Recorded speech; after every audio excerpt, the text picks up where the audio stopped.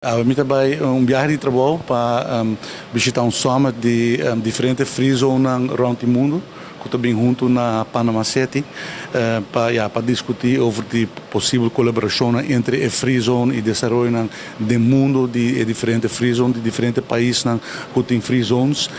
Nós também temos e desde como Ministério da Economia, nós ponemos diante a meta para revitalizar, revamp full nos free zone. Ora, o Ministério está uma empresa que está em perdida, já rekening não está na ordem, não está tem uma visão, não está uma direção. Nós estamos raad van commissaris, nós buscamos diretor novo. E nós a procurar para reorganizar e estruturar a empresa completamente, procurar para sua financial statements não está na ordem, paga deve não atrasar com a companhia tem com seguro,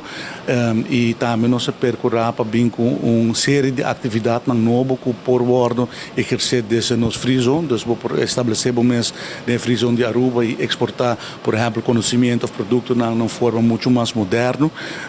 com a meta que nós atrair companhia nova e tá motivo na qual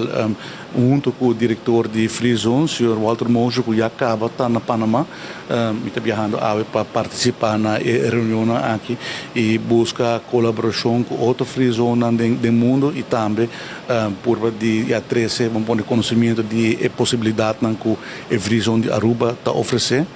Sempre nós consideramos Aruba um país que está geograficamente bom situado e que tem uma possibilidade de ser para país europeu, país latino-americano, para usar Aruba como opslag, doorvoer e o motivo é motivo principal para o qual nós estamos indo para Panamá também para buscar esse tipo de colaboração e trazer no mundo que nos Free Zone está revamped, que os Free Zone tem oportunidade nova e tem full quadro de reorganização de Free Zone.